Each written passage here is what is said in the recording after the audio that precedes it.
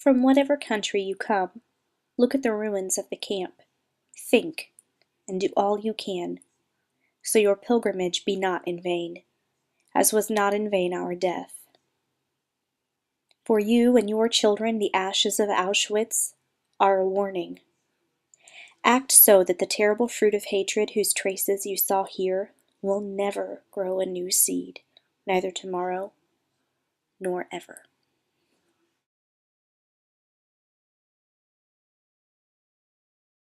People often ask me, why are you so interested in the Holocaust? They tell me it's depressing. They remind me that it happened almost 70 years ago and its history. They tell me that I should read about more positive things. They say I shouldn't focus so much on the negative. I respond in many different ways. Often I'm offended. How can anyone not see how important Holocaust education is? But lately the first thing that comes to my mind is this. 70 years ago, the world promised, never again. And we have not kept our promise.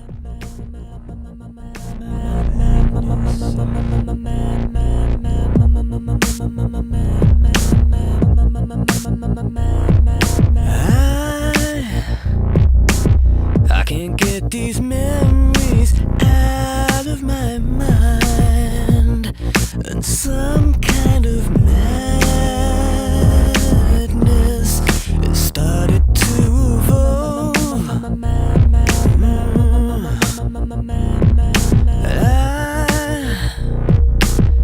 I tried so hard to let you go, but some kind of madness is swallowing me. I am a middle school language arts teacher. I love teaching. It's what I've always wanted to do. It's something I feel called to do. But in the last few years, I feel like I'm being called in a new direction. I feel like there is a bigger lesson to be taught than just reading and writing alone. In the last few years, I've worked to incorporate a large section of my curriculum into a Holocaust unit. Before we begin the unit, I have each student fill out an individual KWL worksheet. What do you know? What do you want to know? And then at the end, they'll fill out what they learned. The most common question I get from students whenever we begin the Holocaust unit is, how did the Holocaust happen? And we spend a lot of time trying to get to the bottom of that very question. We start by reading a play called The Wave, adapted from a novel by Todd Strasser. The play provides us with a glimpse into how easy it is for a group of people to be swept up in a tidal wave of power. It also shows us the consequences. This leads us into a discussion of the Hitler Youth. I use excerpts from Parallel Journeys by Eleanor Eyre to illustrate for students the power of the Hitler Youth. This also helps to illustrate for students how deeply the Nazi idea went within the culture. Next, we take a look at Jewish life before the Holocaust with the Jewish Life Photo Project. This gives students the opportunity to see the Jewish people as they were before Hitler painted a very different picture of them to the people of Germany.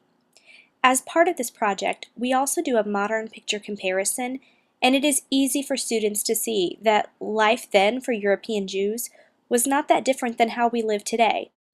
Finally, we're ready for our main piece of literature, Daniel's Story by Carol Matas.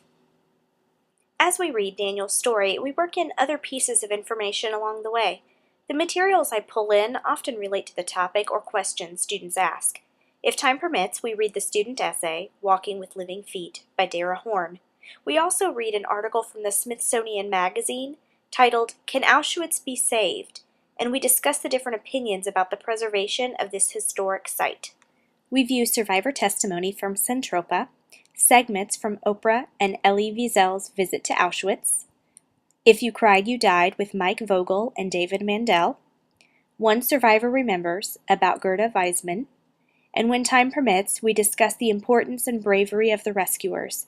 The students really enjoy learning about Irina Sendler and viewing the film The Courageous Heart of Irina Sendler. When we've finished, we complete our KWL and compile our information to see what we've learned. Then we look back to our original question, how did the Holocaust happen? And see if we can find an answer. So that's how I try to teach the Holocaust. but each time I teach it, I find myself wondering how other teachers do it. How do they cover such a large topic? Such an emotional topic with young people? What materials are they using? What do they cover? What do they leave out? Am I doing this right? So I did a little research last spring with teachers in my area, from middle school to high school to college, from public school to private schools, and this is what I discovered. I sent over 100 emails to teachers throughout Central Indiana. Attached to each email was a letter and a survey. From all the surveys I sent out and contacts that I made, I received 26 responses. I learned quickly that high school English teachers and middle school language arts teachers are the ones teaching about the Holocaust in our schools.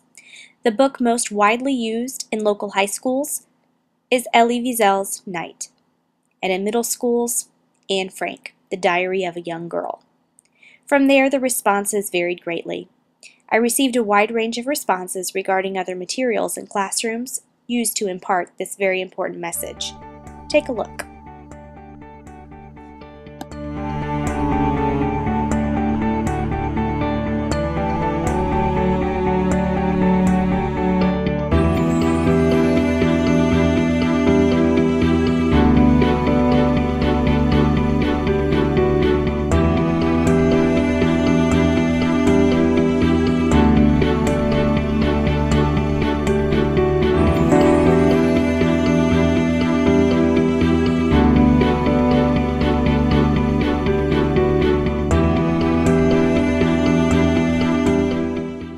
I also learned about some of the challenges facing educators today.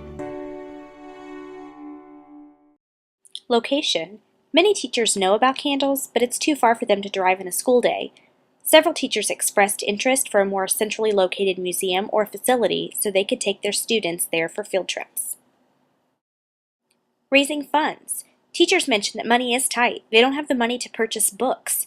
A few other teachers mentioned that they would love to bring a survivor to their school, but they again don't have the funds.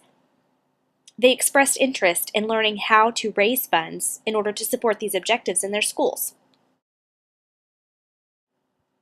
Age appropriate. How to make the material meaningful, but not too much for the maturity level of the students. Visit sites.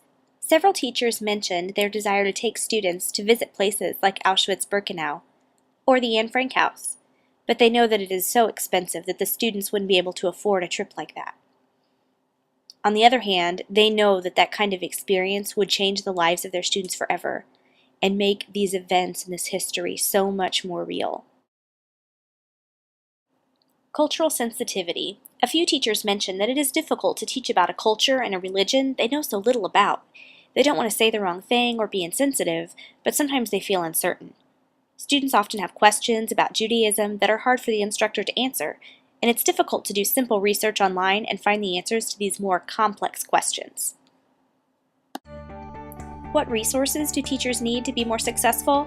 First of all, they say they need books. Books to teach their students more about the Holocaust. They need money to purchase these books, and also money to bring survivors to their schools to speak to their students one-on-one in person, because we all know how much more impactful that is.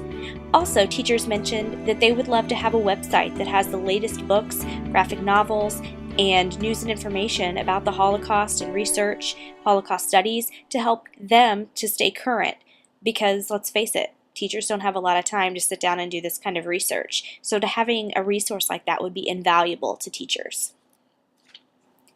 It's good to know that there are teachers in Central Indiana who are passionate about Holocaust education. My personal interest in the Holocaust has been building now for over a decade, but it's only been in the last few years that my passion for teaching young people about it has really come to light for me. I want to thank the Board of Directors and to everyone at Candles for selecting me as the Teacher Scholar. The trip has changed my life in more ways than I can ever express. It continues to change the way I live, the way I work, the way I love every day.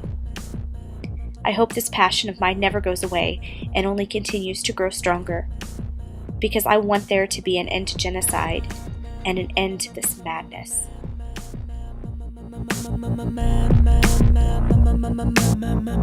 Madness.